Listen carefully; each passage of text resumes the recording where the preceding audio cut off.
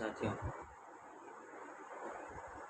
विभिन्न सरकारी योजनाओं और विज्ञप्ति की जानकारी में से आज एक छोटी परंतु महत्वपूर्ण जानकारी लेकर आपके सामने प्रस्तुत हुआ। दोस्तों, आज बात करते हैं हर शहरी कस्बे, ग्रामीण कस्बे में आप लोगों तक पहुंच रखने वाली आंगनवाड़ी कार्यकर्ता भर्ती के बारे में। दोस्तों, YouTube चैनल पर ऐसे बहुत सारे वीडियोज़ अवेलेबल हैं जिससे ये जानकारी मिलती है कि मानदेय कर्मी, आंगनवाड़ी कार्यकर्ता, आंगनवाड़ी सहायिका, साथिन, आशा सहयोगिनी, इनकी भर्ती कैसे होती है, इनकी सैलरी कितनी होती है, किस प्रकार से ये भर्ती प्रक्रिया पूरी होती है और कैसे ये लोग काम करते हैं। दोस्तों, मैंने जितने भी वीडियो YouTube पर देखे हैं उसमें मुझे नहीं लगता कि कोई भी वीडियो पूर्णतः संतुष्टिजनक है, क्योंकि किसी भी वीडियो में सिवाय अपने वीडियो के प्रचार के और कुछ भी अधिक जानकारी उपलब्ध नहीं है। दोस्तों, आज हम पूरी डिटेल में जानेंगे कि किस प्रकार से एक आंगनवाड़ी कार्यकर्ता, आंगनवाड़ी सहायिका का चयन होता है, उनके क्या क्या कार्य होते हैं और उनको चयन करने की प्रक्रिया क्या होती है। तो सबसे पहले किसी भी नौकरी के बारे में, किसी भी पेशे के बारे में हमें पूरी तरीके से पता होना चाहिए कि हम जिस फील्ड में जाना चाह रहे हैं उसमें हमारा क्या काम होगा। सबसे पहले शुरुआत करते हैं कि आंगनवाड़ी केंद्र पर जो सहायिका होती है उसका क्या कार्य होता है। सहायिका के बारे में मैं बताऊं, सबसे पहला उसका कार्य ये होता है कि बच्चों को वो लेके आएगी। आंगनवाड़ी क्षेत्र के सर्वे एरिया के जितने भी छोटे बच्चे होते हैं उनको आंगनवाड़ी केंद्र तक लाने का जो काम है वो आंगनवाड़ी केंद्र की सहायिका करती है। केंद्र के समय केंद्र को खोलना, बच्चों को लाना, केंद्र की साफ सफाई रखना, बच्चों के हाथ धुलवाना और जो केंद्र पर पोषाहार या खाद्य सामग्री रेडी टू ईट के रूप में दी जाती है उनको, और या फिर गर्म करके दी जाती है, उसको गर्म करना, बच्चों को लाइन से बिठा करके उनके आगे प्लेट लगाना और वो खाद्य सामग्री उनको सर्व करना। उसके बाद वापस से बच्चों के हाथ को धुलवाना और वो जो जूठे बर्तन हैं उनको साफ़ करना, फिर केंद्र की सफाई करना तथा कार्यकर्ता जो भी काम करे, जो भी जैसे बच्चों का वज़न ले रही है या वो रिकॉर्ड मेंटेनेंस कर रही है या वो गर्भवती महिलाओं से वार्ता कर रही है, तो उसमें किसी भी प्रकार की जब हेल्प चाहिए तो वो सहायिका का काम होता है। जिस प्रकार सरकारी कार्यालय में एक चतुर्थ श्रेणी कर्मचारी का काम होता है, उसी प्रकार आंगनवाड़ी केंद्र पर यह प्रारंभिक और महत्वपूर्ण सहायिका का पद है और कार्यकर्ता और सहायिका मिलकर ही एक आंगनवाड़ी को व्यवस्थित रूप से चला सकती हैं। अब बात करते हैं कि आंगनवाड़ी कार्यकर्ता के क्या क्या कार्य हैं। दोस्तों, अगर आप या आपकी कोई रिश्तेदार महिला आंगनवाड़ी कार्यकर्ता बननी चाहती है तो इसके लिए ये बहुत ही आवश्यक है कि उसे ये पता हो कि उसके कार्य क्या क्या होंगे। यह नहीं कि हम ये समझे कि ये भर्ती निकली हुई है और इसका कोई फॉर्म है, फटाफट से ऑनलाइन फॉर्म फिल कर देंगे, कोई एग्ज़ाम होगा, फॉर्म कर दिया, एग्ज़ाम दे दिया है और हम जा कर के उसमें ज्वाइन कर लेंगे और हमारा सिलेक्शन हो जाएगा।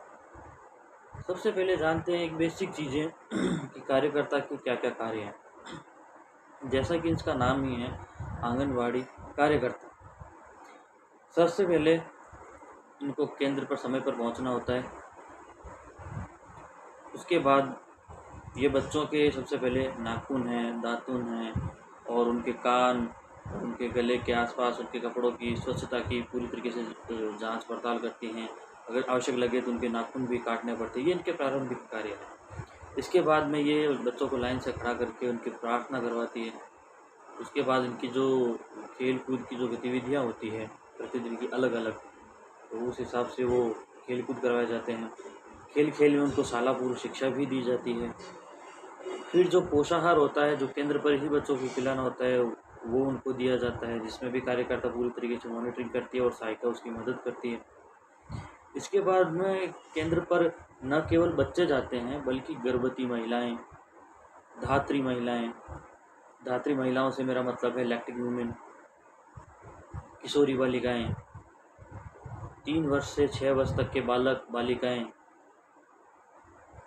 ये सभी एक आंगनवाड़ी केंद्र के लाभार्थी हो सकते हैं। जब उस केंद्र के लाभार्थी होंगे तो कार्यकर्ता की जिम्मेदारी ये बनेगी कि वो सबसे पहले उनका सर्वे करे। सर्वे से मेरा मतलब है कि उसके जो आंगनवाड़ी केंद्र की जो सीमा परिधि है उसमें उसके कुल कितने घर हैं, उन घरों में टोटल जनसंख्या कितनी है, उनमें कितने बुजुर्ग हैं, कितनी महिलाएं हैं, कितने छोटे बच्चे हैं, कितनी किशोरी बालिकाएं हैं और कितने पुरुष हैं। ये कार्य भी आंगनवाड़ी कार्यकर्ता का है। अब आगे उसको पूरा रिकॉर्ड मेंटेनेंस करना होता है, उसको ग्रोथ चार्ट भरना होता है बच्चों का, जिसमें उनका बच्चों का वजन है, उनकी लंबाई है और वो कुपोषित हैं या स्वस्थ हैं, इस तरह की उनकी मेजरिंग की पूरी जानकारी उसमें रखनी होती है। जो पोषाहार की मैं बात कर रहा हूँ, वो सप्लाई जब आती है तो उसको रिसीव करना, उसको स्टॉक रजिस्टर में दर्ज करना तथा जब पोषाहार दिया जाता है व्यक्ति को, गर्भवती महिला को, धात्री महिला को या फिर किशोरी बालिका को अथवा किसी बाल बच्चे का पोषाहार लाभार्थी को दिया जाता है, तो उसकी जो एंट्री है वो तुरंत उस रजिस्टर में करनी होती है। और मिनिमम एक केंद्र पर औसतन 50 से 80 लाभार्थी तक हो सकते हैं। उनका प्रतिदिन का मेंटेनेंस रखना होता है। इसके बाद उनका स्वयं का उपस्थिति रजिस्टर होता है जो उन्हें प्रतिदिन हस्ताक्षर करके उसको मेंटेन करना होता है। अपनी छुट्टियों का हिसाब रखना होता है। महीने में 1 या 2 बार जो भी सरकारी गाइडलाइंस के अनुसार निर्धारित होता है, उनको अपने सेक्टर लेवल पर एक मीटिंग अटेंड करनी होती है। उनको ग्राम पंचायत की मीटिंग में हिस्सा लेना होता है। उनको ग्राम सभाओं में हिस्सा लेना होता है। जिला कलेक्टर द्वारा अगर कोई अभियान चलाए जा रहे हों या चिकित्सा विभाग द्वारा कोई अभियान चलाए जा रहे हों तो उनमें जाना और जो जानकारी है, चाहे वो परिवार कल्याण से संबंधित जानकारी हो, चाहे वो किसी भी सरकारी योजना की जानकारी हो, वो ग्रामवासियों को, अपने स्थानीय नागरिकों को प्रदान करना। तो ये कुछ महत्वपूर्ण और ये प्रारंभिक कार्य एक आंगनवाड़ी कार्यकर्ता के होते हैं। तो अब आपको समझ में आ गया होगा कि एक सहायिका के क्या कार्य हैं, एक आंगनवाड़ी कार्यकर्ता के क्या कार्य हैं, प्रारंभिक कार्य जो बता दी। इससे पूरा बहुत विस्तृत कार्य होते हैं जो आपको समय समय पर निर्देशित कर दिया जाता है और वो सभी निर्देशों की पालना आंगनवाड़ी कार्यकर्ता को करनी होती है। बात करूँ मैं इसके वर्किंग आवर्स की कि कितने घंटे तक ये काम कर सकती हैं, तो इनके काम करने की जो सरकारी टाइमलाइन है उसके अनुसार इनको 4 घंटे काम करना होता है। उसके बाद में 2 घंटे का इनका सर्वे पीरियड होता है कि जैसे केंद्र बंद करके ये घर की तरफ जाते हैं तो रास्ते में जो भी घर हैं, जैसे या अगर वहाँ पर कोई गर्भवती महिला, नवीन गर्भवती महिला है तो उसका पंजीकरण करना है, उनको गृह भ्रमण करना होता है। 2 या 3 घरों का सर्वे करना होता है और वहाँ से जानकारी जुटानी होती है। 2 घंटे का वो समय होता है। तो ओवरऑल उनको 6 घंटे से 7 घंटे तक कुल काम करना पड़ता है। इसके बाद अगर कहीं भी इनकी ड्यूटी लगती है, अगर चुनाव होते हैं तो चुनाव में इनकी भागीदारी बहुत महत्वपूर्ण होती है क्योंकि ग्रामीण इलाकों में ये बहुत अच्छी भूमिका निभाती हैं। जो वृद्ध महिलाएं हैं, वृद्ध व्यक्ति हैं, जिनको पोलिंग बूथ तक तो लाया जा सकता है लेकिन अंदर ले जाने का काम जो करती है वो आंगनवाड़ी कार्यकर्ता करती है। या जो भी चुनाव आयोग के जो व्यक्ति निर्दिष्ट किए होते हैं उनके द्वारा जो निर्देश दिए जाते हैं वो कार्य उनको करना होता है। अभी कोरोना काल में भी आंगनवाड़ी कार्यकर्ताओं ने भी बहुत महत्वपूर्ण भूमिका निभाई है, जिसके लिए माननीय मोदी जी ने भी इनका बहुत तहे दिल से धन्यवाद दिया है। और जो भी सरकार इनसे अतिरिक्त कार्य करवाती है उनका भी उनको अलग से इंसेंटिव के रूप में पैसे दिए जाते हैं। ऑनलाइन वर्क की मैं बात करूँ तो भारत सरकार का एक महत्वपूर्ण अभियान है राष्ट्रीय पोषण मिशन NNM। इसके अंतर्गत इनको एक पोषण ट्रैकर नाम से एक एप्लीकेशन अवेलेबल कराई गई है। इनको एक मोबाइल दिया गया है। उस मोबाइल में पोषण ट्रैकर ऐप के माध्यम से ये अपने क्षेत्र की सभी महिलाओं की, बच्चों की और गर्भवती धात्री महिला, किशोरी बालिका, छोटे बच्चे, इन जो उनका जन्म, मृत्यु, पोषाहार दिया, वज़न लिया, इनके ये कुपोषित बच्चे हैं, ये कुपोषित बालिकाएं हैं, इनको रेफ़र किया गया है हॉस्पिटल में, ये सारी जानकारी आज केंद्र खुला, आज केंद्र क्यों नहीं खुला, या आज के दिन केंद्र पर क्या विशेष गतिविधि आयोजित की गई, तो इस तरह के जो भी डेली रूटीन के वर्ग हैं वो सारे ऑनलाइन मॉनिटर होते हैं। और आंगनवाड़ी कार्यकर्ता इस पोषण ट्रैकर ऐप के माध्यम से ये पूरी जानकारी ऑनलाइन करती है, जिससे कि भारत के किसी भी कोने में बैठ करके हम ये देख सकते हैं कि वर्तमान में भारत की कितनी आंगनवाड़ी आज ओपन हुई है, कितनी आंगनवाड़ी पर कितने लाभार्थियों को पोषाहार दिया गया है या कितनी अटेंडेंस आज दर्ज की गई है। ऐसी कई जानकारियाँ हम ऑनलाइन भी देख सकते हैं। तो ये सब ऑनलाइन करने का काम भी आंगनवाड़ी कार्यकर्ता ही करती है। अब भारत सरकार की भी कई योजनाएं हैं, जैसे प्रधानमंत्री मातृ वंदना योजना।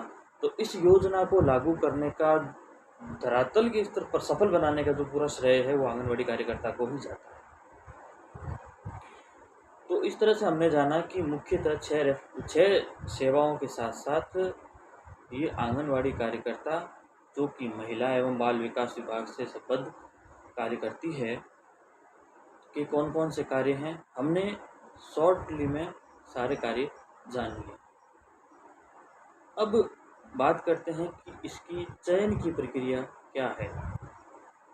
आपका यही सवाल होगा ना कि इसका फॉर्म मैं कैसे भरूं। तो सबसे पहले तो मैं बताना चाहूँगा कि आपको कुछ भी भ्रामक वीडियो या भ्रामक तथ्यों के जाल में नहीं फंसना है। आपको ये नहीं देखना है कि थंबनेल पर दिया हुआ है कि आंगनवाड़ी कार्यकर्ता सहायिका की 25 से 30 हज़ार रुपये सैलरी हो गई है, यहाँ से आवेदन करें, क्लिक करें। आपको ये गलती नहीं करनी है, क्योंकि वो सिर्फ भ्रामक वीडियो है। सही तथ्य क्या है मैं आपके सामने रखने की कोशिश करता हूँ। देखिए, न तो ये आंगनवाड़ी कार्यकर्ता जो है वो भारत सरकार और केंद्र सरकार दोनों से ही मानदेय, दोनों का एक निश्चित प्रतिशत होता है। 60-40 हो सकता है, 70-40 हो सकता है। ये दोनों को मिला करके उनको मानदेय दिया जाता है। राज्य सरकार अपना राज्यांश में मानदेय देती है और केंद्र सरकार अपना केंद्रांश के अंदर उनको मानदेय देती है। ठीक है, तो ये जो डाउट है या ये जो भ्रम है, इसको निकाल दीजिए कि ये एक सरकारी परमानेंट जॉब है। ना तो ये राज्य सरकार के कर्मचारी होते हैं, न ही ये भारत सरकार के कर्मचारी होते हैं। ये सिर्फ मानदेय कर्मी हैं जो अपनी सेवाओं के बदले कुछ मानदेय प्राप्त करते हैं। तो पहला डाउट क्लियर हो गया कि ये सरकारी कर्मचारी नहीं है। इससे हमें ये भी क्लियर होता है कि सरकारी भर्ती भी नहीं है। इसलिए इस भर्ती को करने के लिए अलग से कोई विभाग या कोई आयोग नहीं गठित किया गया है। समेकित बाल विकास सेवाओं के अंतर्गत जो महिला एवं बाल विकास विभाग का डिप्टी डायरेक्टर होता है, जो जिले में मुख्यतः एक होता है, तो वह अपने पूरे जिले की विज्ञप्ति जारी करता है। इसके लिए जो प्रारंभिक बातें हैं कुछ वो बताना चाहूँगा। सबसे पहले जो उनकी आंगनवाड़ी कार्यकर्ताओं की जो महिला सुपरवाइज़र होती है, जो उनका काम चेक करती है और इनको गाइड करती है, वह यह पता करती है कि किस आंगनवाड़ी केंद्र पर पद रिक्त है। उसके बाद यह पता लगाया जाता है कि उस सर्वे एरिया में किस जाति के लोग अधिक हैं। फिर उस जाति के लोगों के हिसाब से वहाँ की कैटेगरी डिसाइड होती है, SC, ST या फिर अदर। उसके बाद वो रिकमेंडेशन अपने अधिकारी, जो कि बाल विकास परियोजना अधिकारी, in short CDPO, child development officer होता है, उनको दे दी जाती है। एक परियोजना में 4 से लेकर के 16, 17, 18 कितने भी सेक्टर हो सकते हैं। उन सभी सेक्टर से ये सूचना एकत्रित करके पूरे ब्लॉक की रिक्त पदों की सूचना तैयार की जाती है। वो सूचना उप निदेशक कार्यालय में आगे फॉरवर्ड की जाती है। उप निदेशक कार्यालय में अपने डिस्ट्रिक्ट की समस्त परियोजनाओं के अंतर्गत आने वाले सभी रिक्त पदों की सूचना का एक पूरा फॉर्मेट बनाया जाता है कि ये मिनी आंगनवाड़ी कार्यकर्ता है, ये मुख्य आंगनवाड़ी कार्यकर्ता है और ये सहायिका है, ये यहाँ पर आंगनवाड़ी केंद्र है और ये पद रिक्त हैं, इतने पद भरे हुए हैं। तो जो रिक्त पदों की जो संख्या होती है उसको काउंट करके और आंगनवाड़ी केंद्रवार पूरी डिटेल में विज्ञप्ति, जो भी डेली समाचार पत्र है, मुख्यतः दैनिक भास्कर, राजस्थान पत्रिका, बीकानेर जिले की मैं बात करूँ तो इस दोनों में से या तो दोनों में या किसी एक अखबार में ये विज्ञप्ति प्रकाशित की जाती है। इसके बाद में जो विभागीय वेबसाइट है उस पर भी अपलोड की जाती है। तो जब किसी समाचार पत्र में आप ये विज्ञप्ति देखें तो सबसे पहले ये देखें कि क्या आपके जो आसपास का जो क्षेत्र है, उस क्षेत्र में कोई पद रिक्त है? यदि हाँ, पद रिक्त है, तो आपको ऑनलाइन कहीं भी जाने की आवश्यकता नहीं है। नज़दीकी या उस केंद्र से संबंधित जो भी सीडीपीओ कार्यालय है, बाल विकास परियोजना अधिकारी का जो कार्यालय है, आपको वहाँ जाना है। वहाँ से आपको एक फॉर्म मिलेगा जो कि निःशुल्क होगा। उसका कोई चार्ज आपसे नहीं लिया जाएगा, ठीक है? उस कार्यालय से आपको फॉर्म लेना है। उसके बाद उस फॉर्म को आपको ऑफलाइन पूरा भरना है। उसमें आपका नाम, उसका से मेरा मतलब है महिला का नाम, क्योंकि इसमें सिर्फ महिला ही अप्लाई कर सकती है।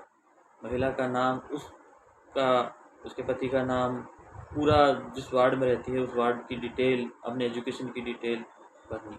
अब बात करते हैं कि मानदेय कर्मी बनने के लिए, मानदेय कर्मी से तात्पर्य है मेरा कार्यकर्ता और सहायिका दोनों से।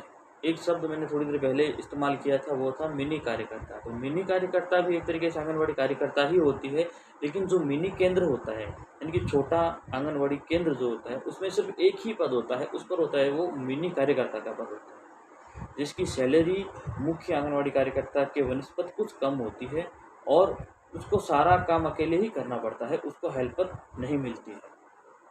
अब बात करते हैं कि इसको फॉर्म भरने के लिए एलिजिबिलिटी बात करते हैं, योग्यता की बात करते हैं। तो सहायिका के पद की जब बात करें तो वर्तमान में 10वीं पास महिला को सहायिका के लिए पात्र माना गया है। अब अधिकतम योग्यता कुछ भी हो सकती है। पहली शर्त है कि वो 10वीं पास होना चाहिए। दूसरी शर्त है कि वो शादीशुदा होनी चाहिए। तीसरी शर्त यह है कि वह स्थानीय वार्ड की निवासी होनी चाहिए। वो ये मुख्यतः 3 शर्त पूरी कर लेती है तो वो ये इस योजना के पात्र हो जाती है। अब बात आती है कि जब महिला इस योजना की पात्र है तो फॉर्म तो कई लोग भरेंगे, कई लोग फॉर्म भरते हैं, तो फिर कैसे तय किया जाए कि किसको लिया जाएगा? तो जब विज्ञप्ति प्रकाशित होती है तो उसके नीचे उसकी शर्तें तो मुख्यतः लिखी होती है, लेकिन मेन जो है वो मैं बता देता हूँ। एक से अधिक आवेदन आने पर देखा जाता है कि कौन अधिक योग्यता रखने वाली महिला है, क्योंकि हर योग्यता का एक अंक निर्धारित होता है। जैसे 10वीं पास तो कॉमन है, उसका कोई अंक नहीं है।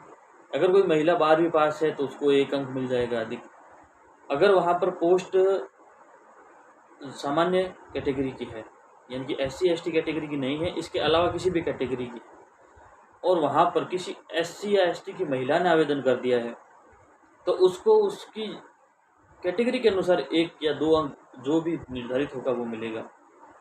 अब कोई महिला है, वो 12वीं पास है और 12वीं पास महिला के 2 आवेदन आ गए, लेकिन एक सामान्य महिला है और एक SC की महिला है, तो प्राथमिकता जो है वो SC की महिला के आधार पर उनको दे दी जाएगी।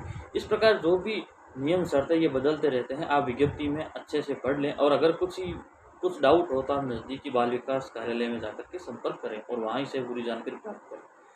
अब बात करते हैं आंगनवाड़ी कार्यकर्ता के लिए क्या योग्यता रखी गई है। वर्तमान में कार्यकर्ता की योग्यता है 12th पास, और इससे अधिक कुछ भी हो सकती है। वही सेम प्रोसीजर, उसका विवाहित होना अनिवार्य है। जिस क्षेत्र से वो फॉर्म भर रही है उसी क्षेत्र में पद रिक्त होना ज़रूरी है, और वह वहाँ की ही मूल निवासी होनी आवश्यक है। शहरी क्षेत्र में वह महिला उस वार्ड की निवासी होना आवश्यक है, और ग्रामीण क्षेत्र में अभी तक तो यह है कि वो उस गांव की होनी आवश्यक है। मिनिमम योग्यता मैंने बता दी 12वीं क्लास है। इसके बाद अगर उसने कोई नर्सिंग का कोर्स कर रखा है तो वो उसके अतिरिक्त अंक बाहर उसको मिलेंगे। अगर MA कर रखा है तो उसके बाद मिलेंगे ग्रेजुएशन के, या B.Ed कर रखी है तो उसके। इस तरीके से जितनी ज़्यादा क्वालिफिकेशन होगी उतने ज़्यादा अंक, प्लस जो जातिगत समीकरण के अंक है वो भी उनको मिलेंगे। इस प्रकार से क्या होता है कि बाल विकास परियोजना अधिकारी एक विज्ञप्ति का जो टाइम पीरियड होता है, जिस दिन से विज्ञप्ति प्रकाशित होती है तब से लेकर के 1 माह तक, पूरे 1 माह तक जितने भी आवेदन आते हैं उस पद के लिए, उन सबको पहले कंपाइल करते हैं, फिर उनकी लिस्ट बनाते हैं, फिर वो चेक करते हैं कि कौन कौन से आवेदन वैध हैं, कौन कौन से आवेदन अवैध हैं, यानी कि अपूर्ण जानकारी के साथ आए हैं। अपूर्ण वाले जानकारी वाले आवेदनों को निरस्त कर दिया जाता है और पूर्ण जानकारी वाले आवेदनों की सूची बना ली जाती है। उसके बाद में एक मेरिट बनाई जाती है, जिसमें मुख्यतः फर्स्ट, सेकंड और थर्ड 3 महिलाओं को रखा जाता है। उन 3 महिलाओं को या उन 3 में से चयन के लिए जो नज़दीकी उस केंद्र की ग्राम पंचायत होती है वहाँ भेजा जाता है, और शहरी क्षेत्र में जो पंचायत समिति है वहाँ भेजा जाता है। अब होता क्या है कि वहाँ से उन प्रथम 3 महिलाओं के दस्तावेज़ों को पुनः जाँच किया जाता है और एक ग्राम सभा का आयोजन किया जाता है, मीटिंग बिठाई जाती है। उसमें उन प्रस्तावों को रखा जाता है कि भई इन महिलाओं के आवेदन प्राप्त हुए हैं और जो महिला उसमें मुख्यतः तो जो 1 नंबर पर होती है उसी का ही चयन होता है। किंतु ग्राम सभा में यदि कुछ भी उसमें अलग पाया जाए या कुछ भी कमी पाई जाए तो उन 1, 2, 3 में से किसी भी एक महिला का चयन ग्राम सभा द्वारा कर दिया जाता है। ग्राम सभा द्वारा किए गए चयन को अनुमोदन कहते हैं। उसके अनुमोदन के पश्चात बाल विकास परियोजना अधिकारी के पास वो फाइल आती है। फिर वह उस महिला का जिसका उन्होंने अनुमोदन किया है उसका एक चयन पत्र जारी करते हैं। चयन पत्र शब्द पर गौर करें, चयन पत्र जारी करते हैं। चयन पत्र के आधार पर उस महिला को तथा उसके साथ साथ उस विज्ञप्ति में जितनी भी महिलाएं आंगनवाड़ी कार्यकर्ता सहायिका के पद पर चयन हुई हैं उनको एक साथ उपनिदेशक कार्यालय के द्वारा ट्रेनिंग दी जाती है। कार्यकर्ता की ट्रेनिंग की बात करूँ तो वो 1 महीने की ट्रेनिंग होती है और सहायिका की ट्रेनिंग की बात करूँ तो वो सप्ताह भर की ट्रेनिंग होती है। ये ट्रेनिंग कार्यकर्ता की टोटल 32 दिन की आवासीय ट्रेनिंग होती है। उनको वहीं रहना पड़ता है, उनके खाने पीने की व्यवस्था वहीं होती है और जहाँ तक मुझे ख्याल है आने जाने का किराया महिला को मिलता है, लेकिन उनको पूरे 32 दिन वहीं रहना होता है। और जो सहयोगिनी की जो ट्रेनिंग होती है वो सिर्फ 7 दिन की होती है और वो भी स्थायी ट्रेनिंग होती है, वहाँ रहना पड़ता है और ट्रेनिंग कंप्लीट करनी पड़ती है।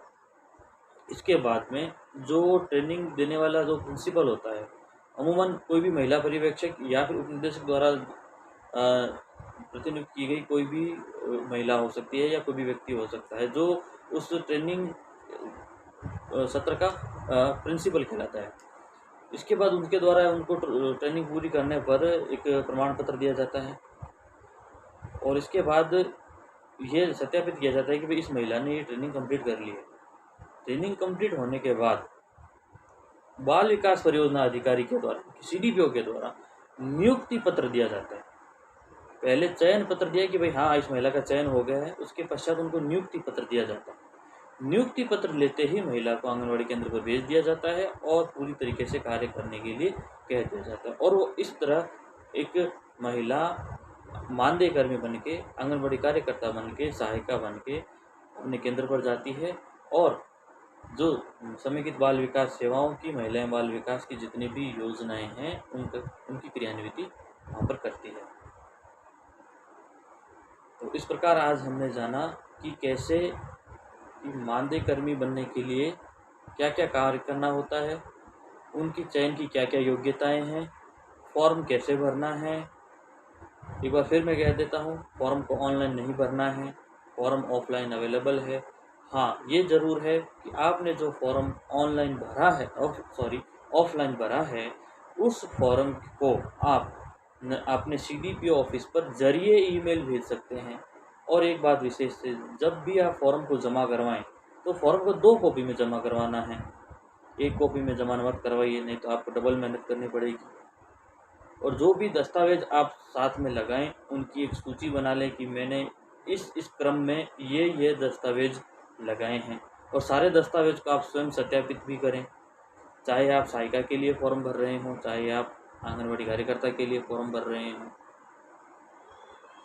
तो इस प्रक्रिया को आप फॉलो करके एक सही तरीके से आंगनवाड़ी कार्यकर्ता, मानदेय कर्मी, सहायिका का फॉर्म भर सकते हैं। अब बात करते हैं कि इनको मानदेय कितना मिलता है। देखिए, इनको सैलरी नहीं मिलती है, इनको जो पैसे दिए जाते हैं उसको मानदेय कहा जाता है।